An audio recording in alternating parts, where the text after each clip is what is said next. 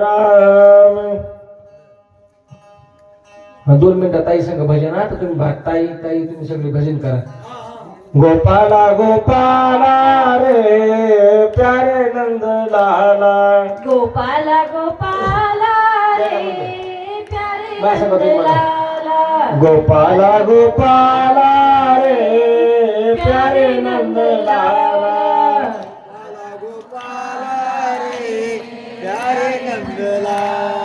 प्यारे नंद लाला तू मोहन मुरली वाला.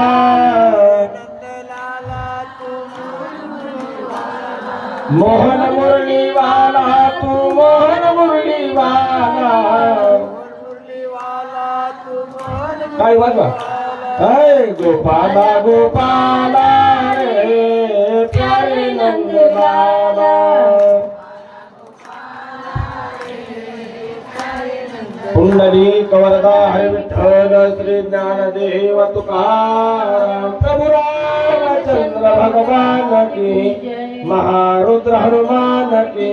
शांति ब्रह्म एकनाथ महाराज की जय. श्री गणेशाय नमः. श्री सरस्वती नमः. श्री गुरुभ्यो नमः. राजा रामचंद्राय नमो नमः. सोडविल सीता सुंदरी सुर सोडविल निज गजरी. सुरवराचे जय जयकारी. अयोध्या नगरी प्रवेशो. सांगायला सुरुवात केली हनुमंतरायानं. म्हणजे मी सीताई साहेबांची सुटका करीन. सगळ्या देवाची बांधवडी सोडेन. सगळं देव बंद मुक्त करीन. कारण किती दिवसापासून रावणानं 33 कोटी देवांना बंदिस्त केलं होतं. 9 ग्रहाच्या पायऱ्या रावणाने करून ठेवलेल्या होत्या. अशा प्रकारे एवढे देव बंदीखान्यामध्ये होते. तुझ्या आधारावर देवांना वाटत होतं की देवा आता आमची सुटका होईल. परंतु तुम्ही रणांगण सोडून आलेला आहात. तुमचं उर्वरित कार्य मी करीन. परंतु तुम्ही इथं थांबू नका. हनुमंतराय देवाला बोलत होते. सर्वता तुझा घालवणे तुम्ही श्री रघुनाथा. वाया चुकवा नको आता. उठता तुमता जाबू ते. मारुतीला बोलत होते एवढं कार्य शेष उरलेलं आहे आणि एवढं कार्य मी केल्याशिवाय तुम्हाला ढळू देणार नाही. अशा प्रकारे लवकरात लवकर उठा. आपल्याला त्या ठिकाणी जायचं आहे. दुर्लक्षण ऐसे नव्हे जेणे स्वामित्वाची बाधा पावे. ऐसे न धरावे रागावे. वेगिनी गावे युद्धाचे. हनुमंतराय बोलत होते देवा हे शूरवीरांचं लक्षण नाही. म्हणजे विकळ बंधूला त्या रणांगणामध्ये सोडणं.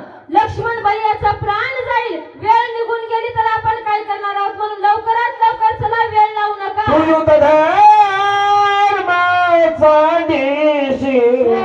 दूषण लागे सूर्य वंशाचे.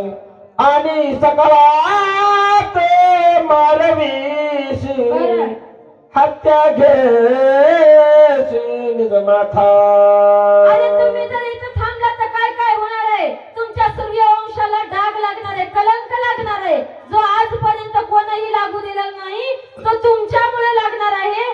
देवाला दूषण लागणार आहे. कारण तुम्ही जर इथं थांबला तर सगळं कार्य नाशेल. तुमच्यावर सगळं काही आळ येईल. म्हणजे सगळा कलंक तुमच्या माथ्यावर बसेल. मग हा जर कलंक न येऊ द्यायचा असेल तर तुम्ही लवकरात लवकर रणांगणाच्या ठिकाणी चला. लंकेच्या ठिकाणी चला. इथं थांबू नका देवा. हनुमंतराय बोलत होते. पूर्वी शिष्टाईची वेळ भिन्न दिशी गोळांमुळे काचेने पाप बळे. तिने चकळे की मारो. तुम्ही काय केलं होतं. म्हणजे काय म्हणाला होता. तुम्ही केवढी प्रतिज्ञा केली होती. शिष्टाईसाठी अंगदाला तुम्ही रावणाच्या तिथे पाठवलं होतं. कारण काय म्हणाला होता की एका रावणासाठी मी सगळ्याचा कशाला वध करू. तेव्हाचं बोलणं आता खोटं गेलं. मग आता का खोटं ठरवताय. तेव्हाचं बोलणं साच करा. तुमची प्रतिज्ञा खरी ठरवा. मारुतीला बोलू लागले. ऐशा कृपाळू रघुनाथा. न विसंबेशी निज भक्ता. ते सकळ रणी सांडिता. दयाळू काय झाला. होते तुम्ही किती दयाळू आहात म्हणले, आणि ती दया आता कुठे गेली? अगोदर दाखवलेलं प्रेम कुठे गेलं? हे का सगळं लटकच होतं का तुमचं? अगोदर तर तुम्ही सगळ्या विषयी दया दाखवत होत्या, कोणाला मारू नाही म्हणत होत्या. फक्त रावणाचा हा सगळं काही अन्याय आहे, मग त्याच्यासाठी राक्षसांना तुम्ही सुद्धा मारण्याचा विचार करत नव्हता. मग आज तुमचा भाऊ विकळ अवस्थेत पडलेला आहे, ही दया आज तुमची कुठे गेली? हनुमंतराय प्रश्न करत होते. स्वर्गी चिंतिती सुरवर बरं, रावणा मारिल रामचंद्र, बंद सोडविला समग्र, निरंतर वाट पाहते. सगळे देव सुरवरांनी आकाशामार्ग स्वर्गामधल्या देवांनी वाट बघायला सुरुवात केली आहे. किती वाट बघत आहेत? रामचंद्र प्रभू रावणाचा काटा काढतील, सगळ्यांना बंधमुक्त करतील. त्यांनी केवढी आशा तुमच्या जीवावर ठेवलेली आहे देवा. आज त्यांचं वचन बरोबर करा, नाहीतर हे वचन जर तुमचं खोटं ठरलं तर सगळं कार्य नासल्या जाईल. अशा प्रकारे ऋषी वाल्मिकाचे भाष्य. बरं. अनागताती सुरस, राम मारील रावणास, त्या बोलास साच करे. वाल्मिक ऋषीचा लिहिलेलं लिखाण तुम्ही आज खोटं करता की काय? आणि असं जर केलं तर खोटं होईल म्हणजे, कारण तुम्ही शपथ घेतली होती, बोलला वाल्मिक तैसेची करीन, वर्तून दावीन नामा म्हणे. मग हे प्रतिज्ञा तुमची आज कुठे गेली? तुमचं बोललेलं वचन कुठे गेलेलं आहे? म्हणून तुम्ही या ठिकाणी थांबू नका. सगळ्यांच्या वचनातून मुक्तता करायची असेल तर आपल्याला लवकरात लवकर लंकेकडे जावं लागेल. हनुमंतराय मारुतीला प्रतिपाळावे वेदाची, संरक्षावे पुराणाशी, रंगावे ऋषी वचनाची, प्रतिज्ञा आईशी श्रीरामा. जे काही ऋषीने लिहून ठेवलेलं लिखाण होतं त्यांची प्रतिज्ञा मोडू नये. सुरवरांची आशा मोडू नये. सुरवरांनी जे काही आपल्या जीवावर आशा ठेवलेली आहे, आपली बांधावडी सोडतील म्हणून, हे सगळ्यांचं वचन मोडल्या जाऊ नये म्हणून तुम्ही इथे थांबता कामा नये. मारुतीराय बोलत होते. ते प्रतिज्ञाचा चकरी रावणा ते जीवे मारी, शरणागताचा कैवारी, निज भक्ता करी उल्हास. सांगत होते शरणागताचं रक्षण करणं हे आपलं ब्रीद आहे म्हणजे, कारण जो मज अनन्य शरण त्याचे मी निवारी जन्म मरण, शरणागताशी शरण्य मीची एकू आहे तुमचं ब्रीद आहे. आणि तुम्ही शरणागत विभीषणाला दिलेली आहे, मग त्याचं वचन खोटं होऊ नये. त्याला रावणाला मारावं, विभीषणाला लंकेचं राज्य द्यावं, हे कार्य करण्यासाठी तुम्हाला तिकडे यावं लागेल. हनुमंतराय बोलू लागले. अशोक वडिके माझ्या अडकली सीता सुंदरी, तिशी सोडवून धडकरी, अभिषेक करी विभीषणा. अहो, अशोक वाटिकेमध्ये सीता आई साहेब तुमची वाट बघतात. देवा दुसऱ्यासाठी जाऊ द्या, पण आई साहेबांसाठी तरी तुम्ही तिकडे चला, आणि विभीषणाला राज्य देण्यासाठी तरी चला तुम्ही, कारण वचन दिलेलं आहे. सीता आई साहेब कित्येक दिवसापासून त्या ठिकाणी तुमची वाट बघत आहेत. माझे प्रभू येतील, माझी या दुष्ट रावणापासून सुटका करतील, म्हणून तरी चला. काही ना काहीतरी कारणास्तव त्या ठिकाणी चला, असं हनुमंतराय बोलू लागले. तुझी रघुनाथा पाऊलहीन घालवे सर्वथा, तुझ विना आम्ही सकळ व्रता, सारता भूमिभार. देवा, तुमच्या विना आम्ही काय आहोत म्हणजे या जमिनीला भार आहोत. तुमच्या विना आमचा पाऊल सुद्धा पुढे पडवत नाही. मारुतीला विकळ अवस्था करून आता बोलत होते म्हणतात. किती पाहायची निर्वाण कासयासाठी करीशी मौन, तुला विन न करी गमना येतेची प्राण आता सांगीन. देवा, तुम्ही एवढं का मौन धरलेलं आहे? तुम्ही का बोलत नाहीत? माझा प्राण जाऊ पाहतोय, माझा प्राण कासावीस होत आहे. अशा प्रकारे मारुतीला केविलवाणी आवाजात विनंती नमन तुझी या पायाशी, लोटांगण चरणाशी, बहुत झालं का सावीशी, रणयुधाची नवचता. अरे देवा, तुझ्या पायावर लोटांगण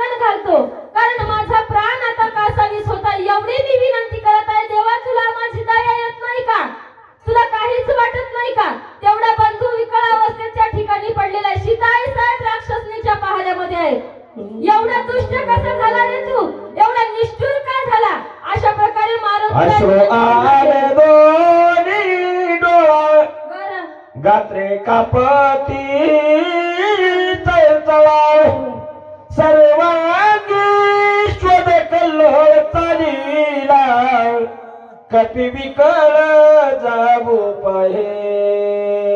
मारुतीला एवढं बोलत होते, परंतु भरत महाराज त्या ठिकाणी रामचंद्र प्रभू नव्हतेच आणि भरत महाराज काय आपलं मान खोलत नव्हते. त्याच्यामुळे मारुतीला आता घामाघूम झाले होते. मनामध्ये विचार करू लागले. त्यांच्या मनामध्ये संदेह येत होता. एवढं मी विनंती करतो आहे, एवढा मी घामाघूम झालो आहे, तरी सुद्धा देव माझ्याशी का बोलत नसावेत. अशामुळे मारुतीराचे प्राण चळचळ कापत होते. म्हणतात त्यांचे गाठी वक्त अवयव त्यांना साथ देत नव्हते. अशा प्रकारे मारुतीराची झाली होती. देखता कपीचे चिन्ह श्रीरामी प्रेम गहन भरत झाला मूर्छा पण देह भावाची जाण विसरला. काय भक्ती असेल मारुतीरायाची, आणि मारुतीरायाची तेवढी दृढ भक्ती बघितल्याच्या नंतर भरत महाराजाला समाधी लागलेली आहे. भरत महाराज मनामध्ये विचार करू लागले. त्यांचं देह भान हरवल्या गेलं.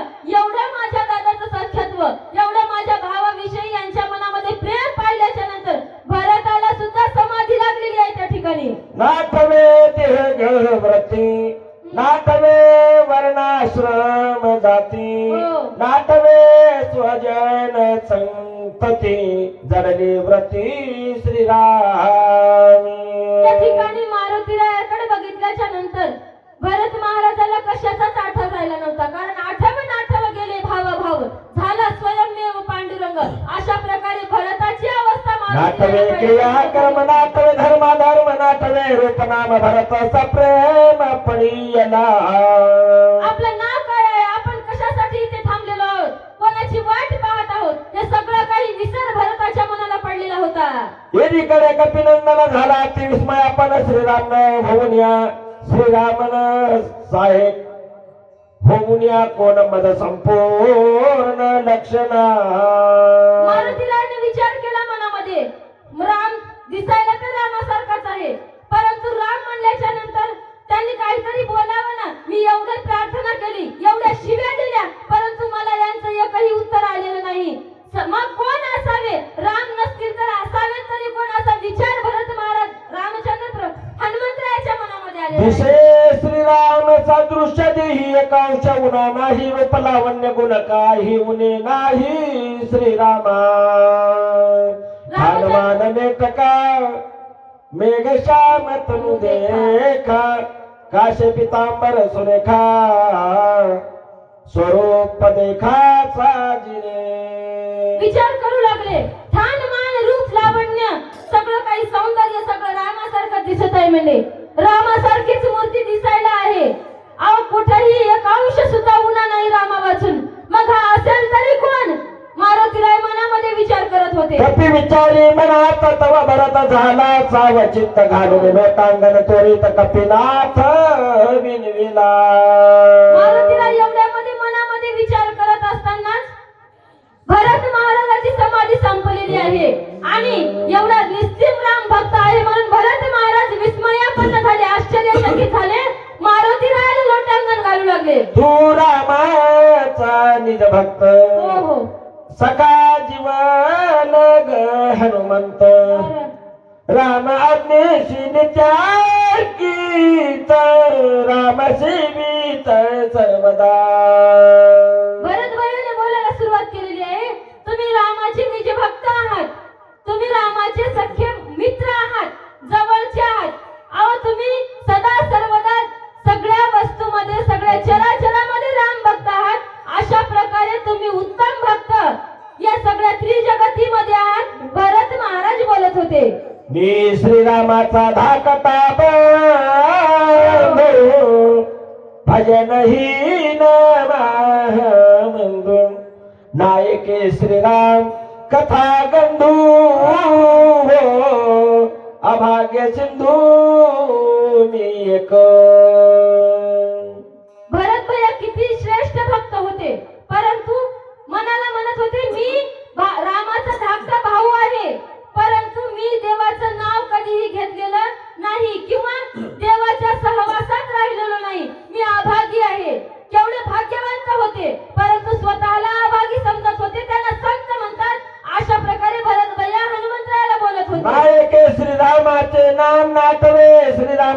कर्म न देखे श्रीरामाचे प्रेम भजन अध मी एक क्षण सुद्धा देवाचं नाव घेतल्याशिवाय भरत भैयाचा जात नव्हता. शिंक जांभळी खोकला इतका वेळ वाया गेला, परंतु काय म्हणत होते, मी कधी देवाचं नाव घेतलं नाही, कधी मी रामाचा सहवास केलेला नाही, कधी मी रामाचं प्रेम पाहिलं नाही.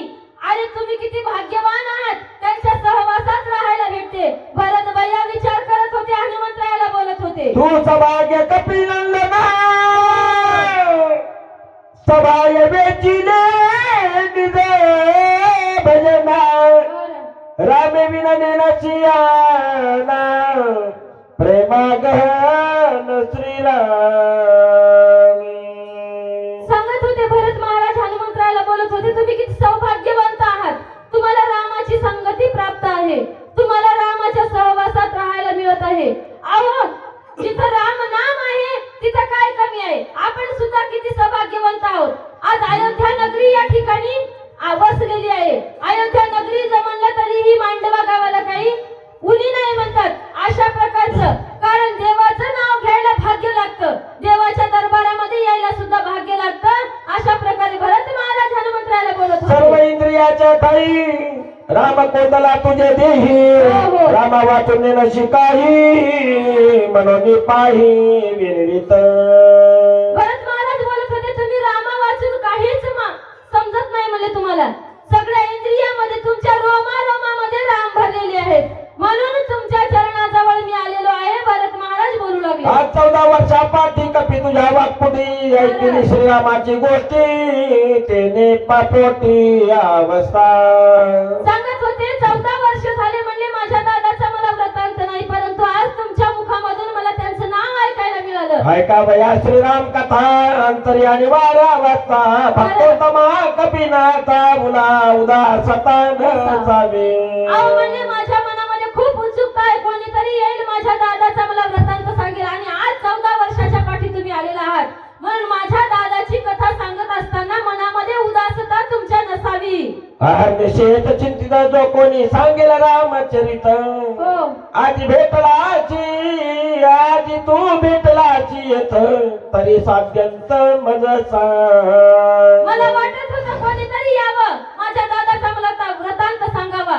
आणि माझ्या दैवानं माझं भाग्य आज उदयाला आलेलं आहे, तुमची मला भेट झालेली आहे. म्हणून मला साध्यंत म्हणजे काहीही मनामध्ये शंका न ठेवता, मनामध्ये उदासता न आणता माझ्या भावाची मला कथा सांगा, अशी मी तुमच्या चरणावरती विनंती करतो. भरत महाराज बोलत होते, उल्लंघवणी दाशी येत तरी माझा होईल प्राणांत तुझा कोपिला रघुनाथ उपेक्षिला भरत काय म्हणून. सांगत होते, तुम्ही जर मला या ठिकाणी माझ्या भावाची कथा नाही सांगितली, माझ्या भावाचा वृत्तांत नाही सांगितला, तर तुम्ही माझ्या आज्ञेचं उल्लंघन करून या ठिकाणाहून गेलात, तर त्या ठिकाणी गेल्याच्या नंतर रामचंद्र प्रभू तुमच्यावर रागावतील. कारण भरताला माझा वृत्तांत का नाही सांगितला, माझी खुशाली का नाही सांगितली, म्हणून तुमच्यावर रागावतील. भरत महाराज वृत्तांत सांगण्याकरिता भावाचं नाव दाखवत होते. तिकडे स्वामी क्षोभेल इकडे माझा प्राण जाईल उभय संकटी शिनशील विश्वही बोल तुझ लावील. हे बघा म्हणले, तुम्ही कसे भक्त आहात, निज भक्त आहात. आणि तुम्ही जर मला इथं रामकथा न सांगता गेला तर इथं माझा प्राण जाणार आहे. माझा जर प्राण गेला तर माझा भाऊ तुमच्यावर रागावेल आणि विश्व सुद्धा तुम्हाला बोलावेल. अहो एकाचा प्राण वाचवण्यासाठी तुम्ही जात आहात ना, तर एकाचा प्राण तर जाणारच आहे. मग कोणताही तुम्ही दुविधेमध्ये पडलेला आहात, कोणताही केलं तरी सारखंच होईल. म्हणून मला माझ्या भावाची कथा या ठिकाणी सांगा आणि ती सविस्तर सांगा, मनामध्ये कोणताही संकोच न बाळगता. अशा प्रकारे हनुमंतरायाला भरत बोलत होते. सगळ्यामध्ये विवंचो नमद द्यावे समाधान आहे पुण्या कपिनंदन लोटांगण घाटीत. हे बघा म्हणले, मला सगळं काही सविस्तर वृत्तांत सांगून समाधान माझं मन करा. कारण मी खूप दिवसापासून माझ्या भावाचा वृत्तांत ऐकलेला नाही, माझं मन असमाधान आहे. म्हणून सगळं काही तुम्ही सांगून माझ्या मनाला समाधानता द्यावी, धीर द्यावा आणि मग तुमच्या पुढच्या कार्याला तुम्ही जावं. अशा प्रकारे माझ्या हा, सांगता बोलत होते. व्रतांत विलंब लागो पाहेत हो. उदया येताच भास्वत होईला घात सौमित्रा. मारुतीरायानं बोलायला सुरुवात केली. देवा म्हणले दादा अहो ऐका म्हणले, मला इथं श्री रामचंद्र प्रभूचं कार्य करायचं आहे. मी जर इथं तुम्हाला सगळी कथा सविस्तर सांगत बसलो, त्यांचा वृत्तांत सांगत बसलो, तर मला इथंच दिवस उगवेल आणि माझं कार्य नसल्या जाईल. तिकडे लक्ष्मण भैयाचा प्राण वाचणार नाही, ते निश्चित मरतील आणि दिवस निघाल्याच्या नंतर माझ्या औषधीचा सुद्धा त्या ठिकाणी उपयोग होणार नाही. म्हणून मला तुम्ही जाण्याची आज्ञा द्यावी. मारुतीराय बोलू लागले. ब्रह्मशक्ती महादारुण वरी पडतार विकिरण सौमित्राचा जाईल प्राण म्हणून त्वरेने जातस. ब्रह्मशक्तीला दिलेलं वरदान आहे. म्हणजे ज्या कुणाला ब्रह्मशक्ती लागली असेल आणि त्याच्यावर सूर्याची किरण पडतील, त्याचा प्राण वाचणार नाही. म्हणून मला इथं थांबून घेण्याच्या कामामध्ये तुम्ही पडू नका, मला जाण्याची आज्ञा द्या. जरी प्रीती सौमित्राशी श्रीरामाचे पाहू इच्छिशी तरी गोवू नको मदशी औषधीशी नेमू दे. तुम्हाला जरी तुमच्या मनामध्ये इच्छा असेल रामकथा ऐकण्याची, तरीही तुम्ही ती इच्छा बाजूला ठेवा. म्हणजे माझ्या कार्यामध्ये अडचण आणू नका, मला जाऊ द्या. तुझं माझे लोटांगण शीघ्र द्यावे आज्ञापन बरं. विलंबी होईल महाविघ्न प्राण लक्ष्मण सोडिल. मला जर या ठिकाणी विलंब लागला तर निश्चित माझ्या लक्ष्मण भैयाचा प्राण जाईल. म्हणून मला तुमच्या पायाला माझं लोटांगण आहे. तुमच्या पायावर मी विनंती करतो की मला इथं थांबवू नका, मला जाऊ द्या. ऐकता कपीची मात भरत क्रोधे कृतांत उदया येता भास्वत करीन घात याचा. हनुमंतरायाचं बोलणं ऐकलं. आता मला माझ्या दादांची सविस्तर कथा ऐकायला मिळणार नाही. म्हणून भरत महाराज काळासारखे कृतांतासारखे गरजून बोलत होते. हे बघ म्हणजे मारुती, जर का सूर्योदय झाला, सूर्याची जर किरण जमिनीवर आली ना, तर मी त्याचा घात निश्चित करणार आहे. कारण आज मला माझ्या भावापासून वंचित राहावं लागणार आहे. म्हणून मी त्याला उगवू देणार नाही. परंतु रामकथा सांगल्याशिवाय मी तुला जाऊ देणार नाही. भरत महाराज ठामपणे बोलत होते. वाहतो श्रीरामाची आण हो. व्रतांत न सांगता संपूर्ण तत्काळ माझा जाईल प्राण अर्ध क्षण न लागता. हे बघ म्हणले, देवाच्या पायाची शपथ घेऊन सांगतो माझ्या भावाच्या, मला जर देवाचा व्रतांत नाही कळला ना, तर एक क्षण सुद्धा लागू देणार नाही. मी माझा प्राण त्याग करील. अशा प्रकारे निर्वाणीचं बोलणं भरत महाराज बोलत होते. तुझी तुझी आते जीवे मारीशी तू केली चूक नव्हे श्रीरामाची कपी जानशी ते अरे तू कने. औषधी घेऊन जाणार आहेस, मला रामकथा सांगल्या विना जाणार आहेस ना. इथं माझा प्राण गेल्याच्या नंतर काय होईल म्हणजे तिकडे रामचंद्र प्रभू समाधानी होतील का? कारण त्याचा प्राण वाचवायला तू लवकर जात आहेस, म्हणून इथं माझा प्राण जाणार आहे. मग तिकडेही एक मरणारच आहे ना, इथंही एक मरणारच आहे. गेलास तर मी मरेल, नाही गेला तर तो मरेल. रामचंद्र भरत महाराज बोलत होते. माझा प्राण जाईल येथ शत्रुघ्न तत्काळ करील घात तिघी माता त्वरित प्राणघात करतील. इथं नंदीग्रामच्या ठिकाणी माझा प्राण जाईल. अयोध्येमध्ये शत्रुघ्न आपला प्राण ठेवणार नाही. कारण मी मेल्याच्या नंतर माझा भाऊ प्राण ठेवणार नाही. भावाला भावाची शाश्वती होती. आणि तो जर मेला शत्रुघ्न, तर माझ्या तिन्ही माताही आपला प्राण त्याग करतील. त्याही राहणार नाहीत. एवढ्या दूषण तुला लागणार आहे.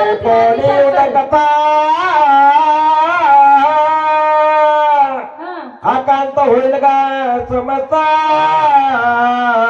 साध्यंत व्रतांत न सांगता करशील घाता सर्वाच्या.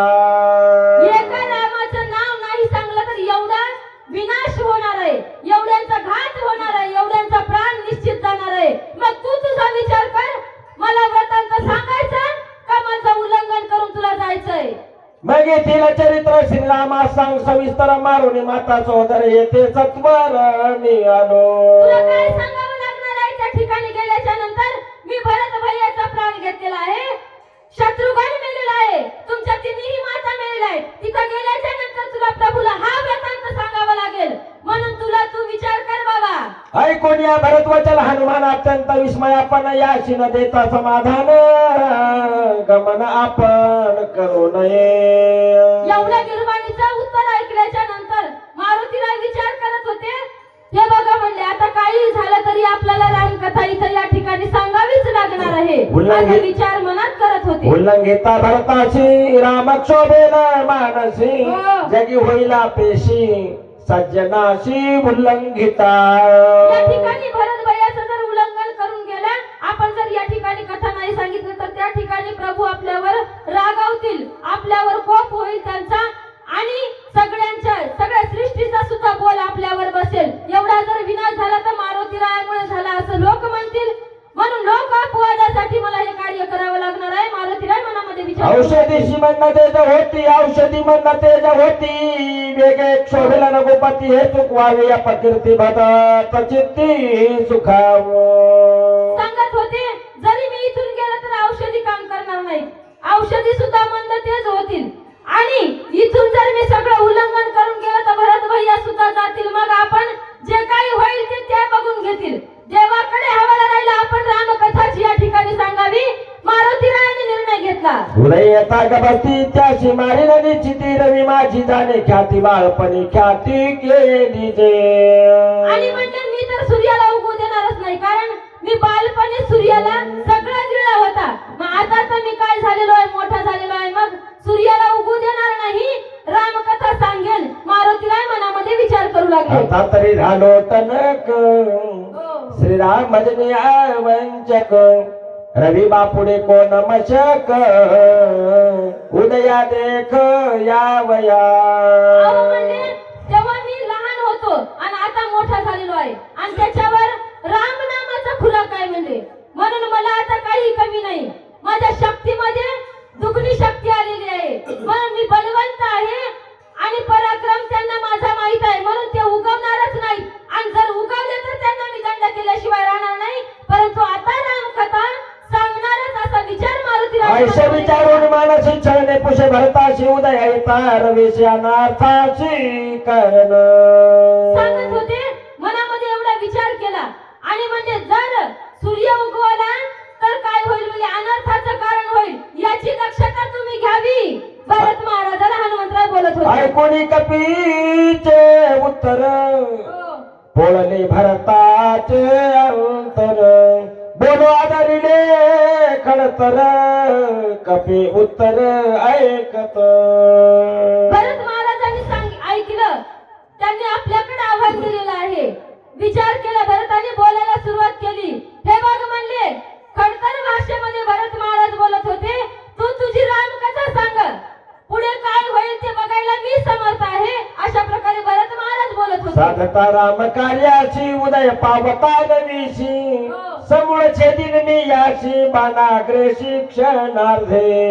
सांगितलं तू जर रामकथा सांगत असताना सूर्य उगवणार तर नाहीच कारण रघुवंशाचं ब्रीद आहे हे.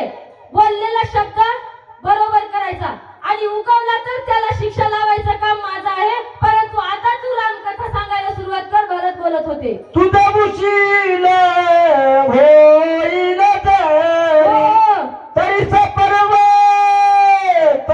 बाणाग्री बैसोनिया रामचेरी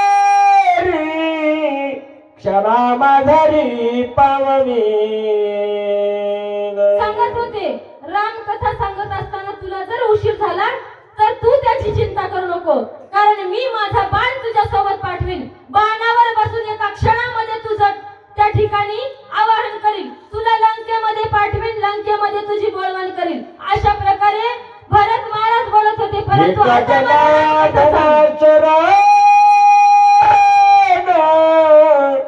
हनुमान देईल समाधान अति गोड निरूपण सावधान परिसावे. जनार्दन स्वामींना शरण जाऊन सांगत आहे, नाही गावबा काका नाथरायांना शरण जात आहे. कथा बोललेली आहे आणि सांगत आहेत की पुढच्या अध्यायामध्ये रामकथा हनुमंतराय भरत भैयाला सांगतील. याचं गोड निरूपण आहे, श्रोत्यांनी मन लावून ऐकावं, पर्यावधान ऐकले दिजे. मग सर्व सुखाचे पात्र होईजे. हे प्रतिज्ञा उत्तर माझे उघड ऐका. अजून 20 वगैरे राहिलात ते. राहू दे. चतुर एका जनार्दन करिता निज गुण कथन शब्दाशी परती होण निज रूपेली न तो झाला. सांगत होते भरत महाराजाला कथा सांगल्याच्या नंतर. स्वयं निज रूपेली न झाला तरी न राय मुगाला निज कथा गावया वहिला रावण ठेला साक्षीत वेळ. कदाचित चुकुनी निजाये म्हणून याड उभा राहे सरसाची लागला हे परता नव्हे अनु मात्र तरी भरवसा नाही पोटी म्हणून श्रीरामाची मजगाटी घालून ठेला वचटी अति संकटी थंडीना लागला जेथ जेथ काही न चले मत शोधून अहम बुद्धी चित्त क्षीण व्रत मज केले समाय माझा करुणी गोळा एकाएकी पालटून ठेला उपाय सर्वता तुटला पडल्या पडल्या गवी जणी मी मौनी राहे म्हणून याची वाचेशी सोय होय निजा कीर्ती सोय गायक काय करू काय मी आता काही न चले सर्वथा तत्वता शरणाने साधू संत विचारात मज सांगा नेने प्रेमाचे बोल प्रेम उचल की सखोल नेने योजुनी बोल बोल वक्ता केवळ श्रीरामा नेने पद बंधवितपती रेग नाही संस्कृती लेखनी देऊनी हाती राम निज कृती लेव मितो या लागी जी स्वामी नाथा मज बोल नाही सर्वता वरद हस्त माझे माथा ठेवून आता क्षमा किजे तव कृपाळो साधुजन उभय हस्ते लिंगून सोय बोलते झाले बचन अमृताहून सुखकारी तू का भाकितोशी करुणा कासयाशी होतोशी दिन वक्ता एक जनार्दन तेथे कोण परिहारा तुझे निमुखी हे कथा आवडली श्री रघुनाथा वाचे वचन आणि वक्ता सोय तत्वता गुण ठेला ठुंक भरवणी मस्केशी ठुंक भरवणी मस्केशी आवडे स्वामीची मानसी ध्वनी वाजवी जायची तैशी संबंध मस्केशी आवरेना ऐशे निज कृपा साधू वचन निवविला एका जनार्दन उल्हास पाहुण चौगुण लोटांगणे विनवितो पुढील कथानुसंधान भरत राम कथा श्रवण करुणी कपीचे पूजन बाणी बैसवून बोलविल स्वस्ति श्री भावार्थ रामायणे उदकांडे का कर्टक्या भरत हनुमंत दर्शन नाम सप्तचत्वारी स्वाध्याय हा पुंडली कवरदा हरि विठ्ठल श्री ज्ञानदेव तुकाराम प्रभु रामचंद्र भगवान की जय। वाचक चंद्रहंस मामा जाधव ढवरेकर सूचक प्रभावप्पा मोरे शहापूरकर राहतील.